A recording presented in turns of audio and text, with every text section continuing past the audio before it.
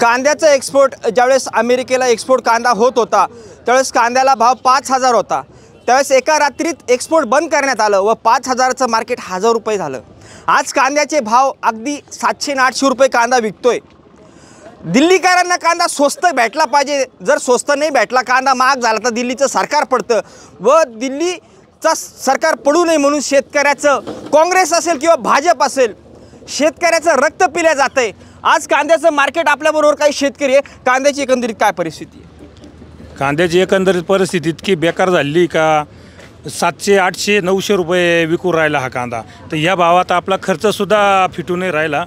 तर याच्यावर सरकारनं काहीतरी ठोस निर्णय घेतला पाहिजे। आता ठीक आहे, शहरात त्यांना स्वस्त कांदा लागतो, पण त्यांना मॉलमध्ये गेल्यानंतर ते स्वस्त मागत्या का, त्या वस्तूचा भाव करत्या का, कांद्याचा का भाव करत्या? त्यांना म्हणजे बाकीच्या सगळ्या वस्तू या गाड्या बिड्या भरपूर महागड्या घेत्या। शेतकऱ्याचा कांदा घ्यायला काय झालं? आणि शेतकऱ्याचा कांदा त्यांना महाग वाटतो ना, महाग वाटत आलं तर खाऊ नका ना। पण शेतकऱ्यांनी निदान म्हणजे शेतकऱ्याचा खर्च तरी फिटला पाहिजे, फिटून थोडाफार पर्पज असं करते काँग्रेस असेल किंवा भाजप असेल कायमच दिल्लीकरांना कांदा स्वस्त भेटलं पाहिजे, शेतकऱ्याला मारणी घातल्या जाते। बरोबर आहे, शेतकरी मरणारच आहे, कांद्याला भावच नाही। 700 आणि 800 रुपये भाव आहे कांद्याला, काय करणार शेतकरी? आत्महत्याशिवाय पर्याय नाही शेतकऱ्याला। बरं, महाराष्ट्रातील जे मुख्यमंत्री असेल किंवा मंत्री असेल फक्त महाराष्ट्रातच हवा करता, यांचं दिल्लीत काही धकत नाही का? बरोबर, धकतच नाही त्यांचं काही वर, ते त्यांच्या करता शेतकऱ्याकरता काहीच करीत नाही। शेतकऱ्यासाठी हे राजीनामा देणार का? नाही देणार, कसं काय देतील? कसं काय देतील? नाही देणार।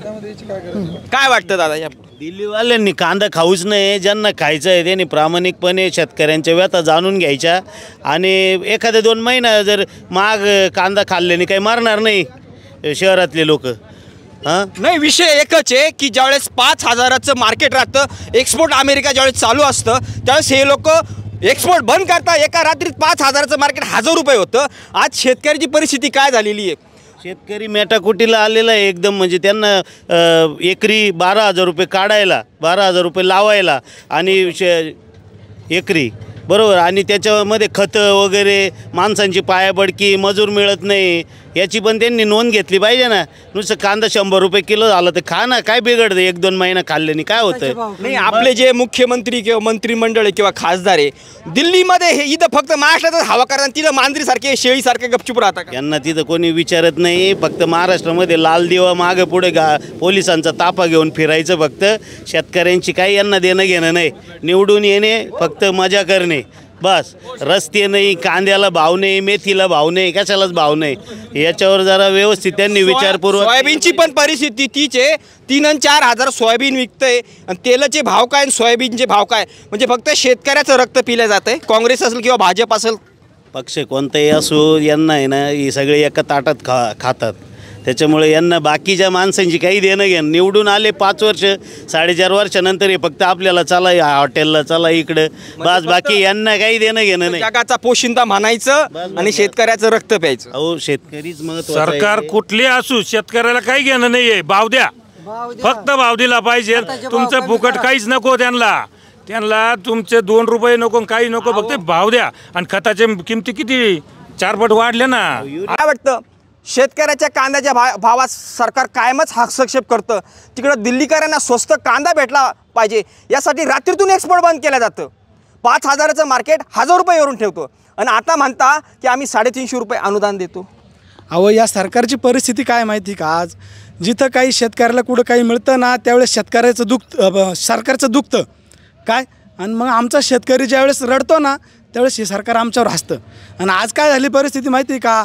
कुठंतरी आम्हाला आमच्या कांद्याला भाव मिळाला नाही काय, आम्ही अपेक्षेपोटी तो कांदा साठवला होता, तो कांदा आज 2,500-3 हजार रुपये विकणार होता आणि 3,000 रुपये कांदा विकणार होता म्हणजे काही लय विशेष गोष्ट नव्हती, त्याच्यातून काही शेतकरीला मोठा किंग होणार होता अशी काही बात नव्हती।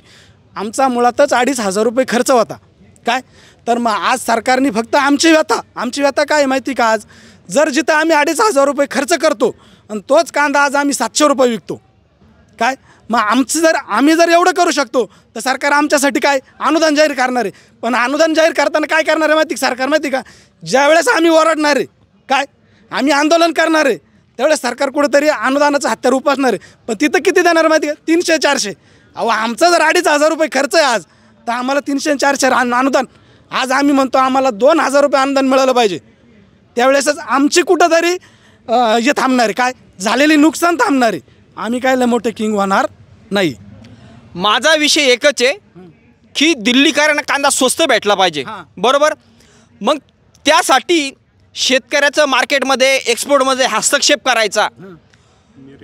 त्या ठिकाणी तिकडचं सरकार समजा कांद्यामुळे पडतं म्हणून इथल्या शेतकऱ्यांना मारणी घालायचं. आज लोकसभेला जर आपण बघितलं, काँग्रेस असेल किंवा भाजप असेल, दोन्ही एका माळीची मणी आहे, यांच्यात विशेष काहीच फरक नाही. कायम दिल्लीकरांना स्वस्त भेटावं म्हणून हे कायम मार्केट पाडता. आज इथला मुख्यमंत्री असेल किंवा मंत्री असेल, इथं फक्त महाराष्ट्रात हे हवा करतात, तिथं का बरं काही बोलत नाही. अहो, जे वेळेस तुम्ही कांद्याचं धोरण आखतात ना, मुळातच मी म्हणतो माहिती का, हा शेतकऱ्याचा कुठलाही विचार न करता हे धोरण आखलं जातं.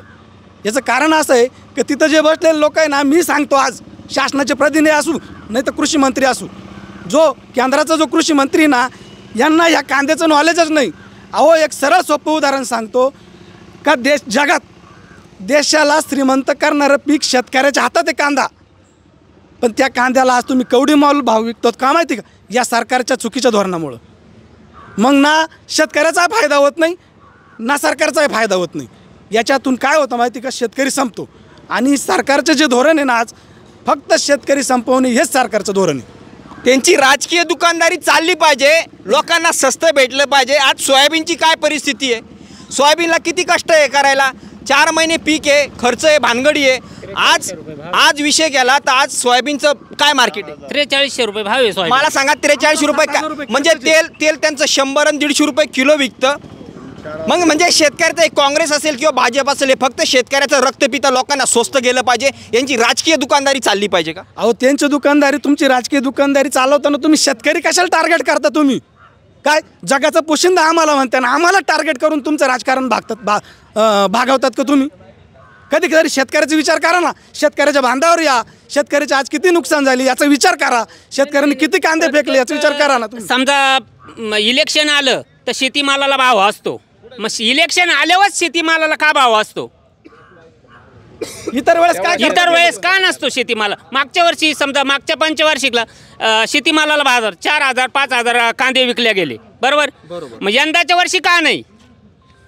अहो, यांचं राजकीय पोळी भागवण्यासाठी हे लोक आहे ना, शेतकऱ्याचा वापर करतात फक्त.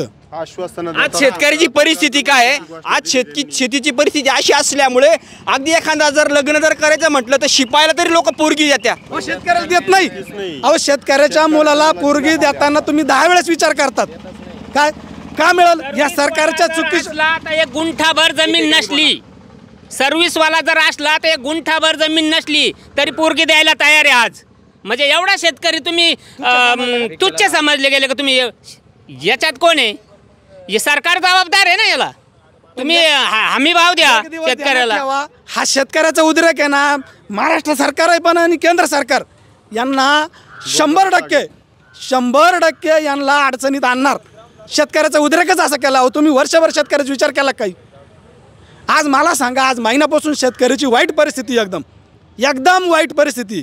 आला का तुमचा कुणी प्रतिनिधी का? तुम्ही एक सांत्वन म्हणून केलं का जाहीर का नाही आम्ही शेतकऱ्याला खरोखर अनुदान देणार आहे? अहो, ते काँग्रेसचं 15 तारखेला आंदोलन झालं एका दिवसाचं, कांद्याला भाव नाही बुवा किंवा द्राक्षाच्या समस्या आहे, कर्ज माफी.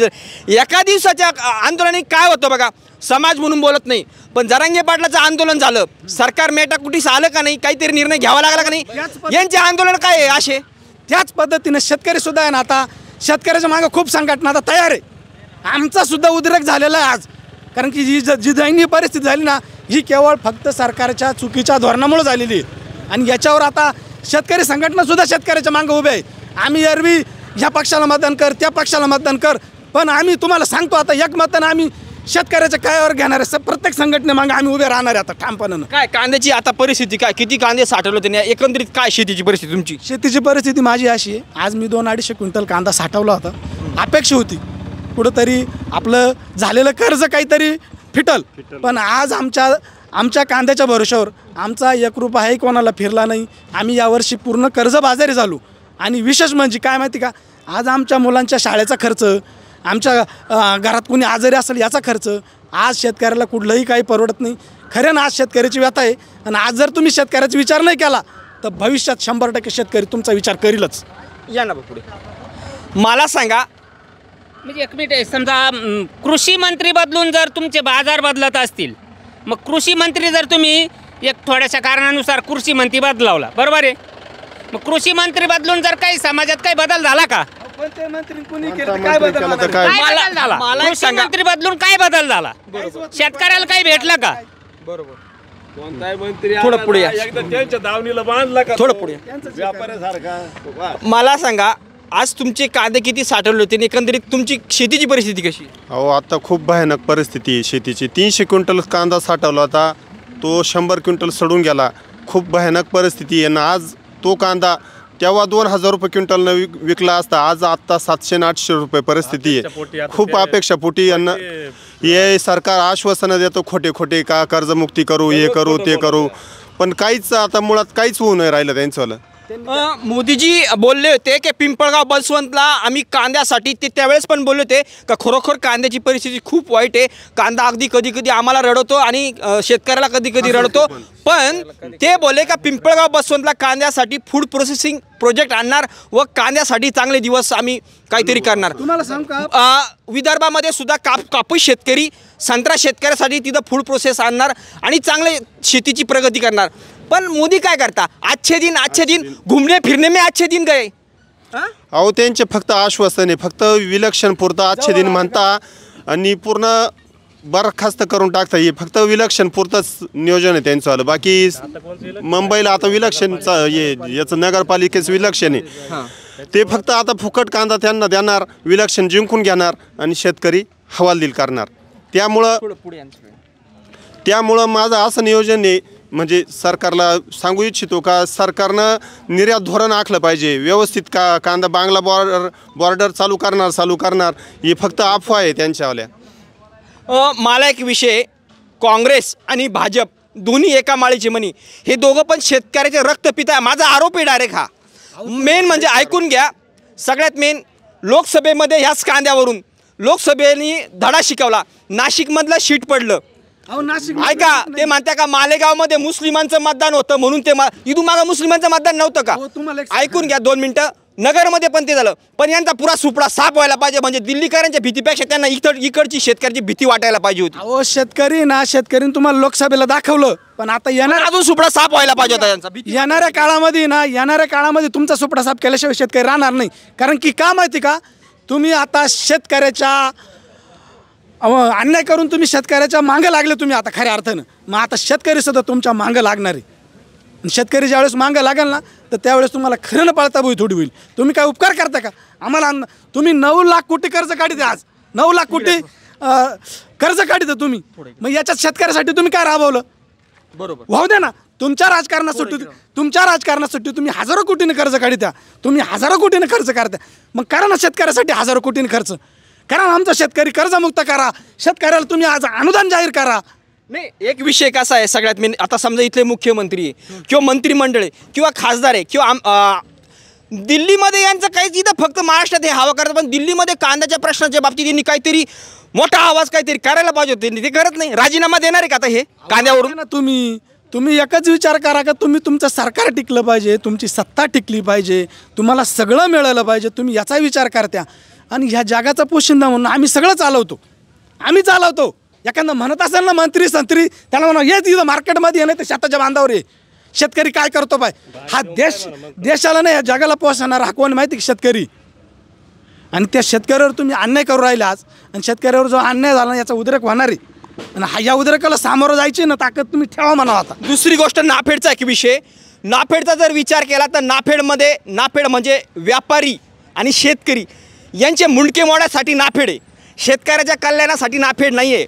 कारण की नाफेडचा जर विचार केला तर नाफेडला जो कांदा जातो, चांगल्या क्वालिटीचा कांदा जर 15 रुपयाचा घ्यायचा असेल तर तो चांगल्या कांदा जो आहे तो चांगला कांदा नाही घ्यायचा 15चा, तो 10 रुपयाचा कांदा घ्यायचा आणि 15 रुपयाचे भाव घ्यायचे. त्यानंतर दिल्लीवाल्यांचा जो ट्रान्सपोर्ट खर्च असतो यांना तो पण भेटतो. म्हणजे शेतकऱ्याचं मार्केट डाऊन करण्यासाठी. नाफेड म्हणजे काय तुम्हाला सांगू का खरं ना? नाफेड म्हणजे असं आहे माहिती का, व्यापारी आणि शेतकरी यांना मारून खाणार एक दुवा येतो. फक्त त्याच्या नावाखाली भ्रष्टाचार. मला सांगा, तुम्ही गेल्या 4 वर्षाचा 5 वर्षाचा इतिहास काढा. नाफेडनं किती कांदा घेतला, नाफेडनं किती कांदा फेकला, नाफेडनं किती भ्रष्टाचार केला. अहो मुळातच नाफेड काय माहिती का, नाफेड हे असं आश्रय आहे का फक्त हे शेतकऱ्याची आणि व्यापाऱ्याची पिळवणूक करतं. आम्हाला नाफेड एक मिनटंही मान्य नाही. कारण काय माहिती यावर्षी काय केलं माहिती का, जी खरेदी तुम्ही एप्रिल मे जूनमध्ये करायला पाहिजे होती ना, ती खरेदी तुम्ही ऑगस्ट सप्टेंबरमध्ये करतात. अच्छा, तुम्ही काय शेतकऱ्याला येडे समजतात का? नाही वाटत होतं शेतकऱ्यांना नाफेड म्हणजे उतरायला पाहिजे पण ते मार्केट आणखी डाऊन झालं ना. आम्हाला अजिबात वाटत नाही नाफेड उतरणं म्हणजे काय माहिती का, धड त्या व्यापाऱ्याला तो कांदा घेऊ देत नाही, धड शेतकऱ्याचा फायदा होऊ देत नाही. आणि काय होतं माहिती का, ज्यावेळेस व्यापाऱ्याला 2 पैसे पुढं घालतात तरच आम्हाला 2 पैसे मिळतात. तुम्ही नाफेड मार्फत काय करतात माहिती का, फक्त भाव पाडतात, दुसरं काहीच करत नाही तुम्ही. नाफेड उतरायच्या आधी अगोदर नेमकं मार्केट वरती चढायला लागलं होतं नाफेड यायच्या अगोदर, आणि नाफेड 1500च्या भावाने आणि त्यांनी सुरुवात केली आणि नंतर मार्केट पडून गेलं कांद्याचं. नाफेडला सुरुवात झाल्यावर खरेदी. तुम्ही कुठून आले काका? मी निंबाळेहून आलो, चांदवड तालुका. काय कांद्याची परिस्थिती काय अपेक्षा होती, काय परिस्थिती आता? काहीच नाही आज, म्हणजे एकदम धुळीस मिळाले सारे स्वप्न. काय अपेक्षा होती तुम्हाला? अपेक्षा म्हणजे आज 2,500-3 हजार रुपये कांदे विकायला पाहिजे होते, ते आज 700 रुपये विकत आहेत. तुमचं एवढं वय झालं काय मग सरकार भावामध्ये हस्तक्षेप करते, खरंय का? कायमचं आहे सरकारचं हे धोरण, कायमचं आहे. शेतकरी मारो धोरण आहे ते. मग ते दिल्लीवाल्यांना घाबरतात, तुम्हाला कधी घाबरणार? तुम्ही त्यांना धडा शिकवला पाहिजे का नाही? धडा शिकू ना त्यांना. आता आमच्या लक्षात आलं ना ते काय करतात. नाही, नाशिक नगर मध्येच फक्त शिटा पडत, त्यांचा पुरा सुपडा साफ व्हायला पाहिजे होता. मी म्हणत नाही भाजपला माझा विरोध नाही, सगळे सारखेचे. काय वाटतं?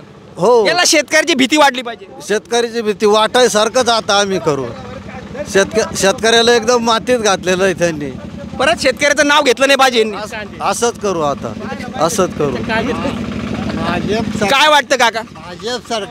भाजप सरकार हे शेतकऱ्याचं नाही काय? नाही, काँग्रेस सारखंच आहे काका. काँग्रेसच्या काळात सुद्धा शरद पवारला कांदा मारला होता. का मारला होता? बरोबर ना. एक्सपोर्ट मध्ये दिल्लीकरांना स्वस्त कांदा भेटला पाहिजे म्हणून कायमच हस्तक्षेप करता मान. जरी हे नाफेड चालू केलं, हे नाफेड शेतकऱ्याला मारणारं नाफेड आहे काय.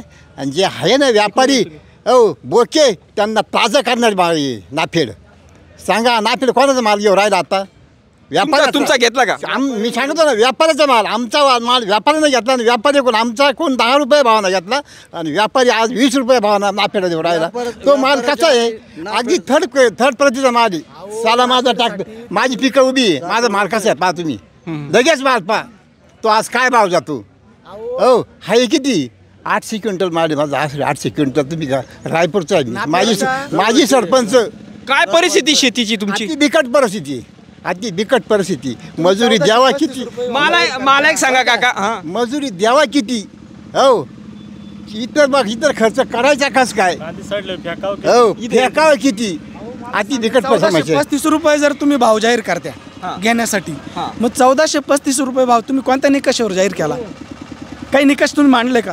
जर ऑलरेडी शेतकऱ्याचा खर्च 2 ते 2.5 हजार रुपये क्विंटलला खर्च आहे आमचा, आणि तुम्ही त्याच्यात 1435 रुपये भाव जाहीर करता, मुळात इथंच सरकारचं धोरण चुकलं. इथंच शेतकऱ्याला मारायचं धोरण आखलं तुम्ही. नाही काका, विषय काय आहे, अमेरिकेत एक्सपोर्ट चालू होतं, 5,000 रुपये मार्केट होतं, बरोबर. एका रात्री एक्सपोर्ट बंद केल्यानंतर ते कांद्याचं मार्केट 1,000 रुपये येतं आणि 350 अनुदान देतात. मग त्याचं काय नेमकं? आणि म्हणते का आम्ही अनुदान दिलं? काय अनुदान? काय उपयोग आहे अनुदानचा? हो अरे किती अनुदान द्यायचं तुम्ही?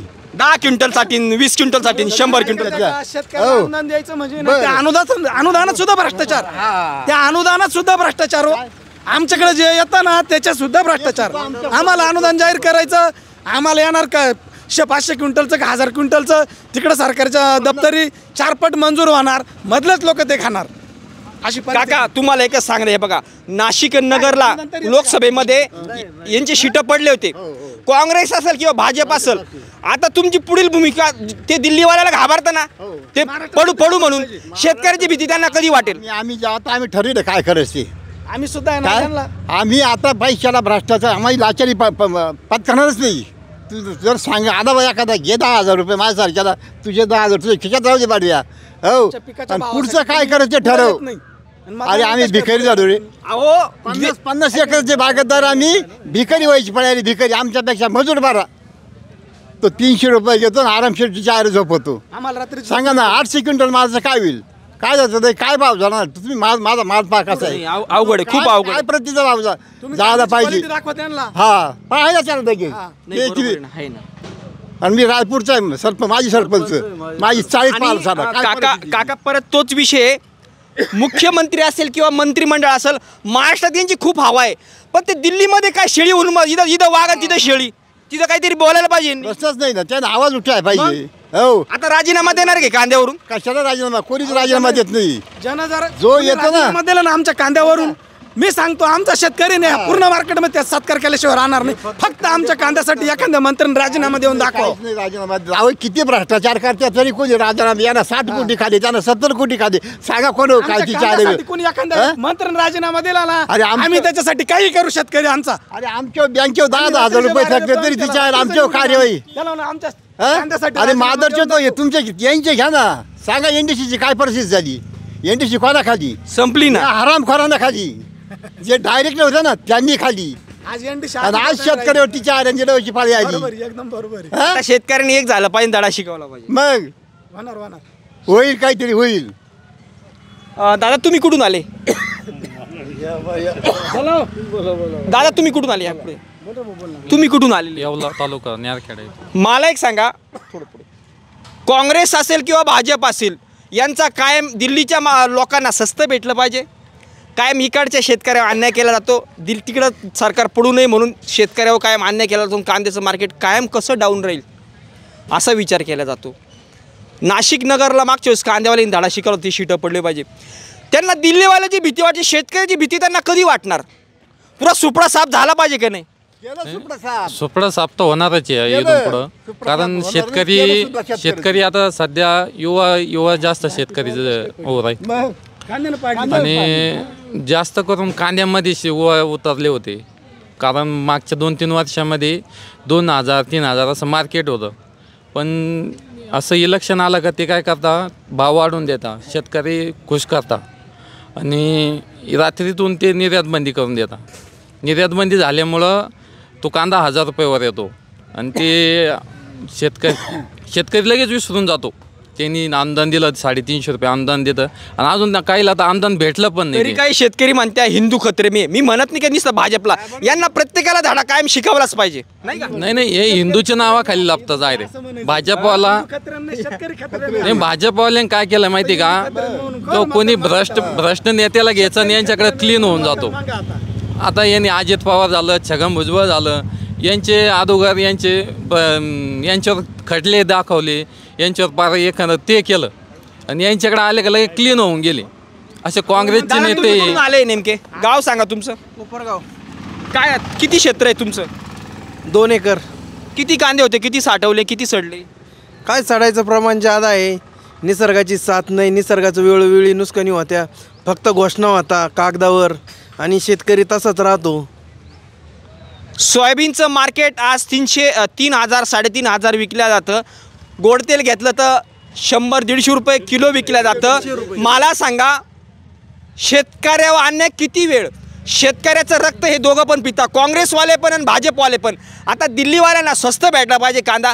आता बांगलादेश जर चालू असता तर कांदेवाल्यांची आज हाल नसते. निर्यात बंद असल्यामुळं सर्वसाधारण शेतकरीच हे होतो कुठल्याही गोष्टीत, कारण शेतकऱ्याचं त्यांचे वेगवेगळे सगळे वाढले जातं, मानधन वगैरे वाढले जातात, MLAंचे वाढले जातात, खासदारांचे वाढले जातात. ते एका रात्रीत निर्णय होतो, आणि शेतकऱ्यांकरता का होत नाही? हा शेतकऱ्यांनी एकदा एकजूट जर झाली तर त्यावेळेस यांना लक्षात येईल काय परिस्थिती असते, शेतकरी काय चीज आहे. नाही, विषय एकच आहे परत तुम्हाला, कारण की शेतकरी पण जागरूक झाला पाहिजे. अमेरिकेत कांद्याचं एक्सपोर्ट चालू होतं, 5,000 मार्केट होतं, रात्रीतून एक्सपोर्ट बंद केलं जातं. रात्रीतून एक्सपोर्ट बंद केला तर 5,000चं मार्केट 1,000 रुपयावरून ठेवतं, आणि 350 रुपये अनुदान देत आहे, बरोबर? मग मला सांगा, आता भाव एवढं डाऊन आहे. बांगलादेश नुसतं चालू आहे मध्ये, फक्त नावापुरतं चालू ठेवले, तो चालू नाही, तिथल्या नियम आणि अटी कांदाच जात नाही बाहेर. काय झालं, शासनाने फक्त आहे ना शेतकऱ्याला आहे ना नादी लावलंय. जसं हे आज गाणं आलेलं आहे, बाळा मी तुला लोण्याचा गोळा देते, तसं हे सरकारने दिलेलं आहे. एक लोण्याचा प्रकारचा गोळा आहे, तो 200, 250, 100 रुपये अनुदाना प्रकारे तो दाखवलेला आमिषाचा गोळा आहे. मला सांगा, दिल्लीचं सरकार पडतं कांद्यामुळं म्हणून हे घाबरत्या. इथले मंत्री तिथं बोलायला सुद्धा बोलत नाही, तर वाघ आणि तिथं शेळी म्हणून राहत्या. तर मला सांगा, नगर आणि नाशिक लोकसभेला शीटं पाडले होते, दरवेळेस काँग्रेस असेल किंवा भाजप असेल, तुम्ही दिल्लीवाल्याला घाबरताना शेतकऱ्याला सुद्धा इथल्या तुम्ही घाबरलं पाहिजे. फक्त 2 जिल्ह्यातले सीटं पडले होते ना, यांचा पुरा सुपडा साफ व्हायला पाहिजे होता. हे दिल्लीच्या याच्यावर नाही जाते, शेतकऱ्यांच्या याच्यातून वरती गेलेले राहतात. महाराष्ट्रातून दिल्लीपर्यंत. आणि यांनी आजपर्यंत त्या शेतकऱ्यांची भीती वाटली पाहिजे म्हणून इथला सुद्धा यांचा सुपडा साफ केला पाहिजे का नाही? हो, तरच त्यांना शेतकऱ्याची भीती वाटेल ना. हो, आलं म्हणजे काहीतरी थोडीफार लालसा दाखवायची, काम करून घ्यायचं, निकाल लागला. हो, पण आता इथून मागं काय शेतकरी बिचारा भाडाचा आहे, इथून मागं तो बळी पाडायचा, आता बळी पाडणार नाही. पार त्याचा मुर्दा होऊन गेला शेतकऱ्याचा. शेतकरी आहेत का भिकारी कोणीच नाही. भिकारी बिचारा. मला सांगा, शिपायाला मुलगी भेटते लग्नाला, पण शेतकरी पोरांना पुरी भेटते का? 50 एकरावाल्याला पोर भेटत नाही. 50 एकरावाल्याला आजची परिस्थिती अशी झाली. किती क्षेत्र आहे तुम्हाला? मला 17 एकर क्षेत्र आहे. मग काय परिस्थिती शेतीची? आता ही अशीच ना, अति बिकट परिस्थिती आहे. या पावसामुळे सोयाबीन सडून गेली. हो, मका सॉंग आहे आधी पावसा. का भेटत नाही 50 एकरावाल्याला पण मुली? नेमकी त्याचं कारण आहे ना, हे बाजार असे ना, जर काही नाहीच आहे सामन्याला माहिती नाही याच्याजवळ काय आहे. हो, याला शेती उत्पन्न किती आहे, याचा प्रॉफिट किती आहे. सगळ्यात महत्त्वाची गोष्ट, खासदार मंत्री हे जे लोक असतील ना, यांनी एकच गोष्ट ध्यानात ठेवायची. ग्रामीण भागातली म्हणी कोणती? जी जनती ती कणती. बरोबर. मग शेतकऱ्याच्या बाबतीत हा विचार करा यांनी, का आम्हाला किती काबड कष्ट करायचे आणि त्या तुलनेत आम्हाला काय मिळतं, याचा विचारच कुणी करायला तयार नाही. मला सांगा, कर्जमाफी फडणवीस सरकार कर्जमाफी देतील का? कधीच नाही देऊ शकत ते. मला एकच म्हणायचं आहे, सरकार कर्जमाफी देणार आहे शेतकऱ्यासाठी, हा काही उपकार नाही. कोणताही सरकार जरी शेतकऱ्याला कर्ज अटी आणि शर्ती असताना त्याच्यात बसतील त्यांच्या नको आम्हाला. आम्हाला भीक नको, आम्हाला भीक नको. आम्हाला आहे ना हमी भाव पाहिजे. भीक नको आम्हाला, तुमची सरकारची भीक नको आम्हाला. आम्हाला हमी भाव पाहिजे. तुम्ही शेतकऱ्याला प्रत्येक मालाला हमी भाव द्या ना. भीक का देत्या? भीक देऊन तुमचं मोठेपण का? 350 रुपये अनुदान देतात तुम्हाला ते. नाही, भीक देऊन तुमचं मोठेपण का करत्या तुम्ही? 350 अनुदान देतात ते तुम्हाला. काय लागत आम्हाला अनुदान? 5000 रुपयाचं मार्केट एक्सपोर्ट द्या ना आम्हाला. हक्काचा भाव द्या ना आम्हाला. भीक नको तुमची आम्हाला. आम्हाला हक्काचं आम्हाला हक्काचं आहे ना भाव पाहिजे, हमी भाव पाहिजे. हक्काचा हमी भाव पाहिजे, तुमची भीक नको. आमच्या शेतकरी हा सक्षम आहे, पण तुम्ही मातीच घातला हा शेतकरी. या सरकारने नाही. मला एकच सांगा, याच्यावर तोडगा काय? कारण की ह्या कांद्याच्या भावावरून नाशिक आणि नगरमधल्या जागा पडल्या होत्या. ते दिल्लीवाल्याला घाबरतात. तिथलं कांद्यावरून सरकार पडतं म्हणून ते दिल्लीवाल्याला घाबरतात. आता संपूर्ण महाराष्ट्रात एक होऊन यांचा सुपडा साफ केला पाहिजे, म्हणजे हे घाबरतील. काँग्रेसवाले असेल किंवा भाजप, यांना कायम धडा शिकावला पाहिजे का नाही? काय वाटतं? नाही, विषयच असा आहे का त्यांनी त्यावेळेस समजा आपण खासदारकीला दाखवून दिलं का शेतकरी त्याला धडा नाही बस. नाशिक नगरला दाखवलं ना, बाकीचे खासदारकीला आपण दाखवून दिलं शेतकरी काय चीज. पण महाराष्ट्रात शेतकऱ्याची संख्या किती आहे? शेती करणारे 70% लोक आहे. आणि आज जर आमचे 70% लोक जर एक झाले तर आम्ही सुद्धा सरकार. म्हणजे हा समाज नाही, शेतकरी हा प्रत्येक समाजातला शेतकरी आहे. समाज शेतकरी म्हणजे हा विशिष्ट एका समाजाचा शेतकरी नाही. 80% लोक शेती करते आपली. हो, आणि शेतकरी हा प्रत्येक समाजातला आहे. तेव्हा सरकारने याच्यावर चांगला विचार करावा आणि शेतकऱ्याला चांगला तो काय निर्णय द्यावा.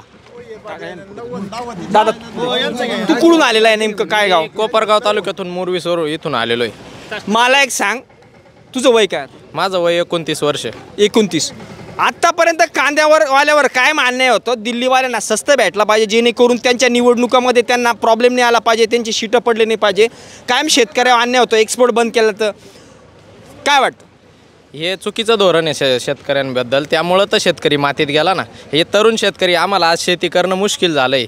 खतं घेणं अवघड झालं आहे. आज 1800 रुपयाला गोणी. आज 5 क्विंटल कांदे लागतं एक गोणी खत घ्यायला आम्हाला. इतकी परिस्थिती वाईट झालेली शेतीची आमची. तरुण शेतकऱ्यांना पुरीच द्यायला तयार नाही लोक. शेतकरीच मातीत घातला या सरकारने. नाशिक आणि नगर लोकसभेमध्ये दणका दिला. मी काँग्रेसचं पण समर्थन करत नाही, भाजपचं पण समर्थन करत नाही, पण हे दिल्लीवाल्याला घाबरताना कांद्यामुळे सरकार पडतं म्हणून. जसा नाशिक नगरनी जरा लोकसभेला दणका दाखवला, तसा यांचा सुपडा सापच व्हायला पाहिजे होता, म्हणजे शेतकऱ्याची त्यांना भीती वाटली पाहिजे. हो बरोबर आहे ना, अगदी बरोबर आहे. त्यांना विधानसभेला सुद्धा तसा सुपडा साप त्यांचा झाला पाहिजे होता, परंतु शेतकऱ्यात एकी नसल्यामुळे हे झालेलं आहे. त्यांना सरकार फावलेलं आहे ते, कारण की आपण बांधले गेलेलो आहे, कोण भाजपचे भक्त कोण काँग्रेसचे भक्त. हो हेच तर चुकीचं आहे ना. शेतकरी म्हणून आपण कधी एक होणार? शेतकरी म्हणून जर सगळे एक झाले तर सरकारच येऊ शकत नाही यांचंवालं.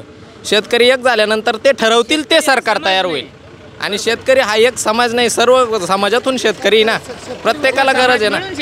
आणि विषय तो नाही, भाजपवाले पण तेच करतात आणि काँग्रेसवाले पण तेच करतात. आता एकदा शरद पवारला कांदा मारला होता साठानाका देवळामध्ये, त्यांचं पण अशीच गत होती. काँग्रेस आणि भाजप हे सगळे एकाच माळीचे मणी, ते फक्त सत्तेत बसेपर्यंत शेतकऱ्याला गाजर दाखवता, बाकी काही नाही. शेतकऱ्याबद्दल त्यांची चांगली भावनाच नाही आहे. राजकीय दुकानदारी चालली पाहिजे. हो बस, बाकी काही नाही. त्यांना फक्त शेतकऱ्याच्या जीवावर निवडून यायचं, तात्पुरतं गाजर दाखवायचं आणि सत्तेवर बसले का शेतकऱ्याच्या लात मारायची. नाही आता सोयाबीन झालं, कापूस झालं. सोयाबीन 3,500-4,000 रुपये विकते. कापूस तर मला वाटतं 7,000 रुपये आता कापूस विकतो. म्हणजे 2002 आणि 3 साली पण 5 आणि 6,000 होता, आता पण 7 आहे. इकडे पुढे या.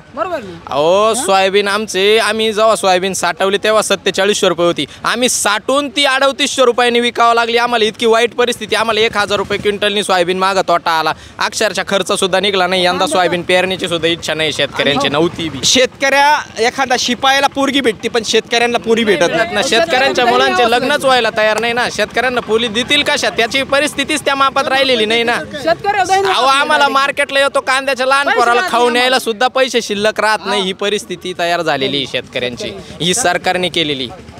यंदा हां, तुम्ही कुठून आले नेमके? आम्ही आता पिंपळखुटे गावावरून आलो, अंदरसुडवरून. तुम्हाला सांगतो येताना पैसे सुद्धा राहत नाही. आणि आता 800-900 रुपये कांदा विकतो. काय शेतकऱ्याला काय परवडतं? काहीच नाही परवडत. 2,000 रुपये मार्च एप्रिलमध्ये विकायचा कांदा, तो आता 700-800 विकू राहिला. काय शेतकऱ्याच्या घरात साधं खायला अन्नसुद्धा नाही. नुकसान किती झालं? नुकसान पंचनामे नाही, काहीच नाही. आता पीक विमा म्हणत्या एका ट्रिगरवर त्यांनी लावून धरला. पहिले एकाच म्हणजे फक्त काढणी पद्धतच म्हणता. आणि आता ते कंपन्यांना पीक विमासुद्धा फोनसुद्धा उचलत नाही. मला एक सांगा दादा, आता जे ई पीक पाणी म्हणतो, ई पीक पाणी कोणी करायची? शेतकऱ्यांनी. तलाठी काला जेवायला का? ये तलाठी बांधावर सुद्धा येत नाही बघायला. ई पीक पाणी शेतकऱ्यांना करायला प्रत्येक शेतकऱ्याकडे अँड्रॉइड मोबाईल आहे असं काही नाही. काही गरीब, इतके गरीब शेतकरी की त्यांच्याकडे मोबाईलच नाही, असे आमच्या गावात सुद्धा आहे. त्यांनी काय करायचं? बरोबर आहेत की नाही? ही परिस्थिती. त्यामुळं आम्ही ई पीक पाणी करायला शेतकऱ्यांनी यंदा पाठच फिरवलेली, ते करायलाच तयार नाही.